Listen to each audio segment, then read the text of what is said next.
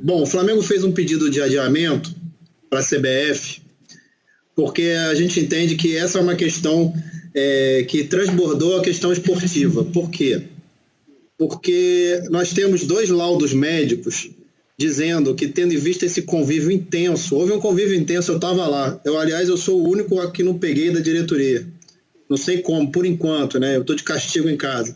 Mas, enfim, houve uma convivência intensa dos jogadores, porque 8 dias de viagem não existe como pessoas que estão viajando juntas não conviverem. E esses atletas conviveram intensamente, junto com comissão, diretoria, e, portanto, a disseminação do vírus passou para todo mundo. Só um minuto. Desculpe. Tranquilo. Bom, vou voltar aqui onde eu estava. Sabe como é que é? A gente está em casa, fica difícil. Seguinte, todo mundo convivia. Os jogadores jogaram cartas, os jogadores jogaram dominó, e isso criou uma convivência absurda. Então, a gente teve o primeiro caso de uma pessoa que se sentiu mal. Nós testamos e descobrimos que o protocolo que foi seguido pelo Flamengo, que é o protocolo da Conmebol, embora a gente tenha seguido ele, aconteceu alguma coisa. Ou um falso negativo viajou com a gente, ou lá na viagem alguém se contaminou no avião ou no percurso, chegando no hotel e tal, em Quito. O que acontece? Quando a gente tomou conhecimento disso, a gente pediu os exames, e os exames vieram já com 7. Não tinha muito mais o que fazer, já tinha tido confraternização dos joguinhos, de dominó, de cartas, as pessoas conviveram. E aí a questão se disseminou. Hoje nós temos 16 atletas, vários membros da comissão, e quem testou negativo, como eu, está em isolamento. Eu estou em casa, não posso sair. Por quê? Porque existe uma janela que eu tive contato intenso com eles, até o voo, que eu cheguei ontem de manhã. Então existe uma janela de risco de contaminação que eu ainda posso manifestar a doença. Todos os jogadores do Flamengo que manifestaram negativo podem vir a manifestar essa doença. E o laudo médico que a gente tem diz que essa janela é até segunda-feira. Então, só a partir de segunda-feira o Flamengo vai ter condição de ter segurança de que as pessoas que estão testando negativas realmente são negativas. E outra coisa, as pessoas falam que o Flamengo deve jogar, algumas pessoas, que o Flamengo deveria jogar, o Palmeiras, notadamente, que algumas pessoas dizem o seguinte: o Flamengo pode jogar, traz o garoto da base. Aí eu vou trazer o garoto da base para misturar com pessoas que foram submetidas a uma altíssima carga viral, para essas pessoas que hoje nós temos 9 atletas não contaminados, para essas 9 passarem para esses outros 11 que vão passar por arbitragem, massagista, comissão técnica, time do Palmeiras. Então, assim, não é mais uma questão de clube, não é mais uma questão de esporte, é uma questão sanitária. A gente não tem uma recomendação de que o jogo seja adiado, nós temos uma determinação médica firme, dizendo que 2, na verdade, da infectologista Silvia Pavan e do Dr. Francisco Bassan, dizendo que não deve haver o jogo porque representa um risco enorme. Então, eu acho que a CBF, ela é a entidade dos clubes, é a entidade que tem preocupação com os clubes, com os atletas. Eu tenho quase que convicção que a CBF vai acolher o pedido de adiamento, como já acolheu outros, e que não vai permitir que meninos da base venham se juntar a nós para jogar, para poder contaminar suas famílias e outros clubes, e aí o Palmeiras vai jogar com o Flamengo, pode se contaminar, passar para suas famílias, para outros clubes.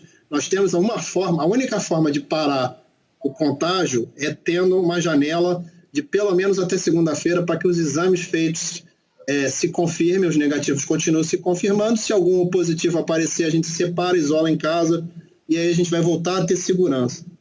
Basicamente é isso, esse é o fundamento do pedido de adiamento. Perfeito. Galvão?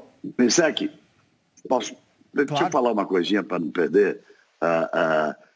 No que diz respeito a isso que o Rodrigo Nunes falou agora, mas das informações do André Hernan, a posição do Palmeiras, ela é, na minha forma de ver, egoísta.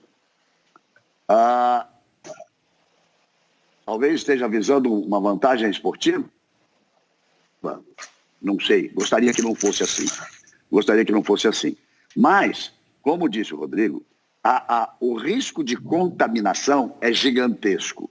Eu queria perguntar para o Rodrigo, então eu não consigo concordar com a posição do Palmeiras. Eu estou recebendo aqui mensagens da CBF, por exemplo, dizendo que o debate é papel institucional e propor a discussão de forma abrangente e democrática, esse é o primeiro passo, e que existe alguma esperança de que haja bom senso. Minha pergunta, claro que sim, tem sido assim durante toda a pandemia, inclusive na volta ao futebol, decisão tomada a partir de ouvir grandes infectologistas do país, as autoridades sanitárias nacionais e locais, e de debater exaustivamente com todos os protagonistas do futebol. Não podemos nos furtar de promover o debate, independente das críticas que possam acontecer, porque é a nossa prerrogativa institucional, etc, etc. Então, ou seja, estão abrindo...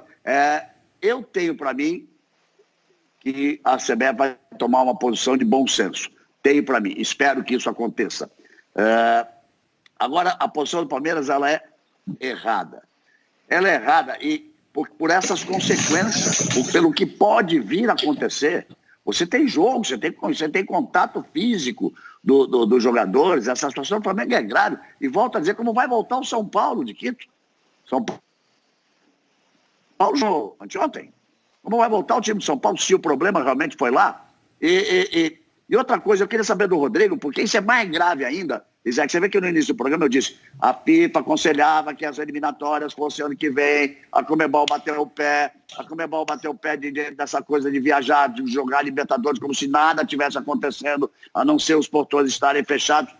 As informações que eu tenho é que depois que o Flamengo saiu de Quito com, sei lá, 6 jogadores, né? Acho que eram 6, né, naquele momento, 6 jogadores infectados, de que o jogo de Guayaquil, o jogo com o Barcelona, as autoridades sanitárias mandaram fechar o estádio, não tem jogo.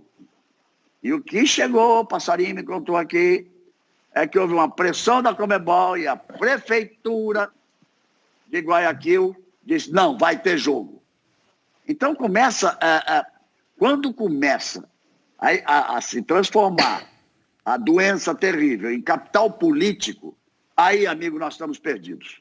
Está sendo assim no Brasil, está sendo assim nos Estados Unidos, está sendo assim na Inglaterra, está sendo assim em todo lugar, e começa a ser assim também com a política esportiva. Aí nós estamos perdidos.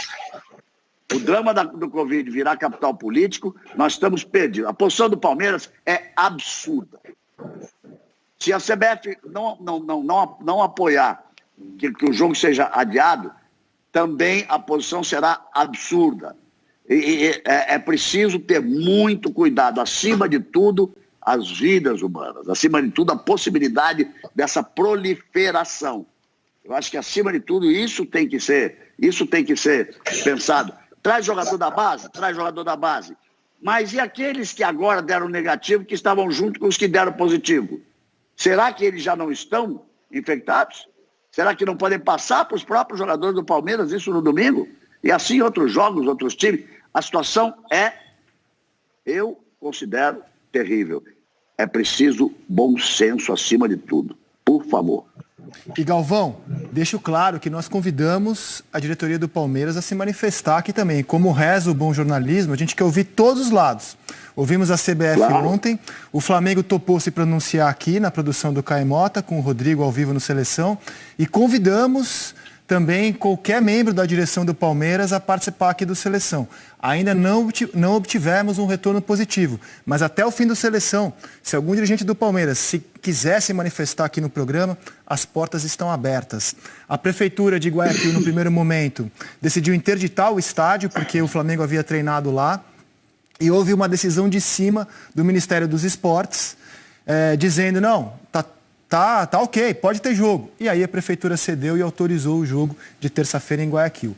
Caê. Mas quem teria pressionado o Ministério dos Esportes? Claro, é óbvio, Galvão. É óbvio. Essa é a pergunta. Óbvio.